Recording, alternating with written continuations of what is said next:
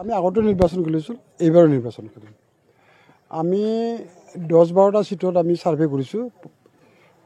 Survey কৰাৰ পিছত আমি 5-6টা সমষ্টিত আমি নিৰ্বাচন খেলিম।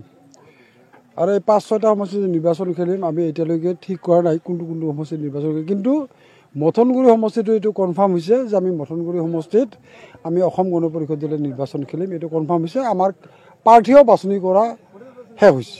নাই ইয়াত তাৰমানে বিজেপিৰ বিজেপি আছে।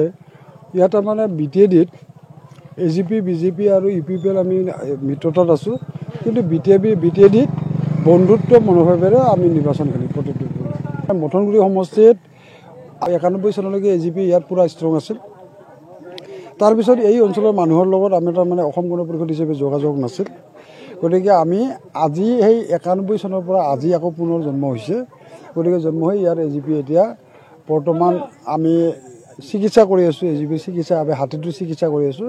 পূৰ্ণগতিত চিকিৎসা চলি আছে আৰু আমি এতিয়া হাতীটো মোটামুটি থিয় হৈছে আৰু আমি ভাবোঁ যে এই জুলাই মাহত আমি হাতীটোক দৌৰাব পৰা অৱস্থালৈকে লৈ যাম। নাই মই এতিয়ালৈকে আমি এইটোত মথনগুৰিত আমি নিৰ্বাচন খেলিম, এইটো কনফাৰ্ম। আৰু বাকী 5-6টা সমষ্টিত আমি খেলিম এইটো ঠিক হোৱা নাই। জিকা আমি মথনগুৰি সমষ্টিটোত আমি জিকিম, এইটো নিশ্চিত। মথনগুৰি সমষ্টিটোত আমি জিকিম আৰু সেই জিকিম কাৰণে আমি আগতীয়াকৈ ইয়াত প্ৰস্তুতি চলাইছোঁ। আৰু ইয়াত আমাৰ এটা দল লাগি আছে, ডেইলি সভা সমিতি অনুষ্ঠিত কৰিছে। মই এতিয়ালৈকে আজি দ্বিতীয় দিন আমাৰ BTR নিৰ্বাচনৰ সংক্ৰান্তত ভূপেন ৰায়ৰ নেতৃত্বত এখন কমিটি গঠন কৰিছে। তেওঁলোকে সমষ্টিবিলাকত তেওঁলোকে সভা সমিতিবিলাক অনুষ্ঠিত কৰি আছে। আৰু আজি এতিয়া মই যিহেতু মথনগুৰি আমি নিৰ্বাচন খেলিম, মই দলৰ এজন জ্যেষ্ঠ কৰ্মী হিচাপে মই BTRৰ এই মথনগুৰি সমষ্টিত মই তাৰমানে নিৰ্বাচনী প্ৰচাৰ অভিযান বা ৰাইজৰ মতামত ল'বলৈ আৰম্ভ কৰিছোঁ। কেনেধৰণৰ নাই আজি ইয়াত প্ৰাৰ্থীটো আমাৰ ঠিক হৈছে। প্ৰাৰ্থীয়ে তাৰমানে যাৰ তাৰমানে ৰাইজৰ সেৱা কৰাৰ জনসেৱা কৰাৰ মানসিকতা আছে, যিজন মানুহ তাৰমানে তেওঁৰ কোনো ধৰণৰ তাৰমানে পূৰ্বৰ কোনো ধৰণৰ তেওঁৰ বেয়া হেৰি নাই, ইংগিত নাই, তেনেধৰণৰ ব্যক্তিকে দিম। ৰাইজে সৰ্বজন গ্ৰহণযোগ্য প্ৰাৰ্থীকে আমি প্ৰাৰ্থিত্ব দিম। নাই BTADত আমাৰ AGPটো BTADৰ বাহিৰতো তাৰমানে ইয়াত এনে আছেই, শক্তিশালী অৱস্থাতেই আছে। কিন্তু BTRত আমি তাৰমানে অসম গণ পৰিষদৰ অলপ নিষ্ক্ৰিয় হিচাপে আছিল, অলপ শুই থকা নিচিনা হৈ আছিল।